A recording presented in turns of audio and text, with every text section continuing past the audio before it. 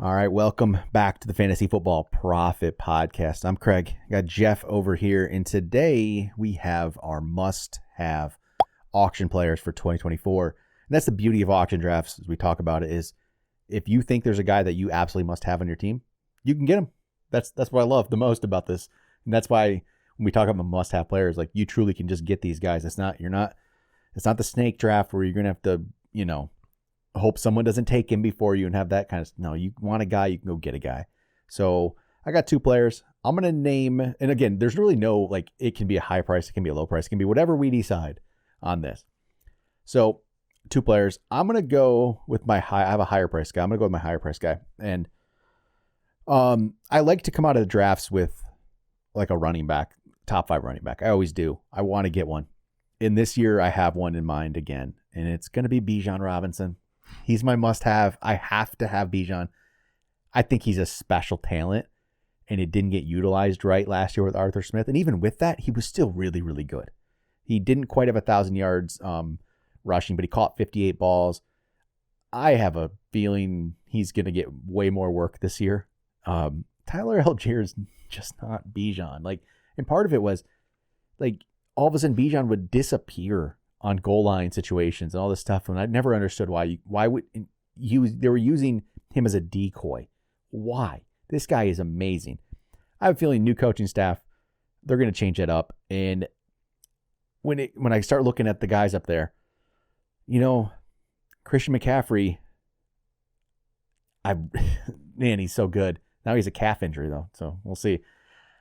I feel he's another $10 at least. Breece Hall, I'm not there. Saquon, I really like. I decided Bijan. Bijan's my guy.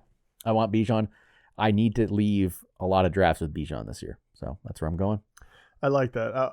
I laugh because Bijan is one of those guys I would zero in on. Yeah. But I laugh because when we're talking about the guys we absolutely need, I was very honest even with you with right before this because I'm like you kind of counted the other top 4 backs or whatever. Yeah. I'd need one of those 4. I do think Bijan is probably on the top of my list as long as he doesn't go for more money than Christian McCaffrey. But assuming he goes within the realm of what we're seeing, I do like him the most. I like the fact that he's so young and he's coming into second. Arthur Smith might have helped out a lot of fantasy owners because he didn't overwork him the first year. Yeah. Did I like what he did with him last year? No. But this year, I think you can reap the benefits. So I love the pick because I do think Bijan is a top-end talent. I think he's going to be really, really good. It's crazy to think that he got 4.6 yards per carry, and he only got 4 touchdowns, which is really what capped him. Yeah, he could have had so much more, and I think it's there. I think he's that good. So I'm going to leave a lot of drafts with him. I really am. I'm debating keeping him in a league where he would be a high-priced keeper, pretty much have value, just because I believe in him that much. And I really think he's going to have that kind of year. Even last year, he was still, 12th running back or something, even without the volume. So I really like Bijan. Who's your guy? Your first one? I'm going to start with my high-priced must-have as well. And it feels like I'm kind of going back in time about 12 months because I'm going back to a guy I really liked, but I didn't actually go out and get him in a lot of leagues, even though I really liked him. I think this is the year I'm going to do it, and that is Garrett Wilson. I love the price he's going at right now. Yeah, he's he's the number 8 wide receiver. He's going for about 40 in ESPN live drafts. But you get a deal on him compared to other guys that are, up to $17 more than him. I worry about CeeDee Lamb, honestly, with everything going on in Dallas a little bit. I know he'll get peppered, but is he worth the extra $17? I don't know. Justin Jefferson, I worry about. Puka is above him. A.J. Brown, I love, but once again, if I'm getting a deal, Garrett Wilson is a special talent, and he did not get to play with Aaron Rodgers last year. If Aaron Rodgers stays healthy, that's the big caveat. I think that Garrett Wilson's numbers are going to explode. If you look at what he was able to do already, they peppered him full of targets, right? You do a Breece Hall, maybe this goes down a bit, but his rookie year, he had 147 targets. Last year, he had 168. Those are ridiculous numbers that you're trying to get him the ball. He's gone over 1,000 yards each time. His touchdowns are low, but it's because he hasn't been playing with... He's never had a real quarterback. No, he hasn't. So I absolutely love this guy. I think this guy is the next one up. I am very willing to pay $40-$45 for him. I'm going to leave a lot of drafts with him because I think whether he is my high-end wide receiver or if I get one guy above him and then him, I think I can make a lot of teams work. I really love the price point right now. I love Wilson. Can't wait to see how he looks with Rodgers, and I get him for a very cheap keeper. And I know, one of our very leagues. jealous on That's that very one. Good. I like it. All right, I got a cheaper guy here, and so this is where I think last year people sometimes I think in a couple of cheaper guys were like, oh, how you say they're must have. There's a bunch of guys just like that, sure, but this is just that guy that I just for some reason absolutely have to have on my teams. He doesn't really cost anything. There's actually a few guys, cheap guys that I really like, right? It might not be who you think, actually. It's not going to be. As soon as you said that, I was going to think, oh, you're talking about Blake Corum. I knew you were going. It's not going to actually be Blake Corum. But there's some guys down there that I really like, and I have a list kind of already of like, I want a few of these guys. But this one, for some reason, I keep getting drawn to about, all right, I just have to. And I probably haven't talked about him much, to be honest with you, because I'm going to give my stuff away now. Oh man, this is the problem with doing the podcast, Jeff. I'm going to give you my stuff. Don't be mine. Don't be mine. No, I don't think it will be. Chase Brown. It's not. Yep. I really like Chase Brown. I liked what I saw from him last year when he was backing up Joe Mixon. He really didn't even get going until the end of the year. I think he was buried on the depth chart early. Was hurt when he finally got the opportunity. He looked really good. And then other things I've heard, like just in this offseason, I've heard other people talk about him. I liked him. And then I hear other people who watch a lot of film that I always like their opinions and they're raving about him. Like, man, it's just confirmation bias maybe that I already like the guy and I hear other good stuff.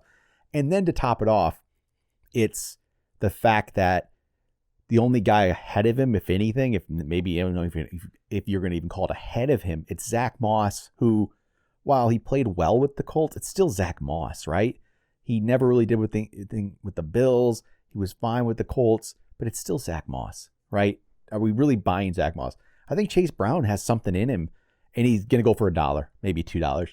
But it's that guy that I just want to leave every draft with him on my team. I think he has the best opportunity of some of these guys down here to actually make the breakout. There's other guys I really like. Like I'll say, I'll just throw Tyjae Spears out, like, because I love Tyjae Spears. But Tony Pollard's a pretty solid back too. So he has a harder time passing Pollard, I think, than maybe Chase Brown would have passing Zach Moss. So that's why Chase Brown, I'm going to have him on a lot of teams, because if he did blow up and I didn't have him on my team, I feel really, it would not feel good. So I'm going to have Chase Brown on a lot of teams. So there we go. I like that one. Who is your second pick? My second pick, this one is going to be, once again, it doesn't cost a lot to get him. I just think he's a unique talent, and I think that next year you're not going to be able to get him for it's going to be a lot more in order to get him, right?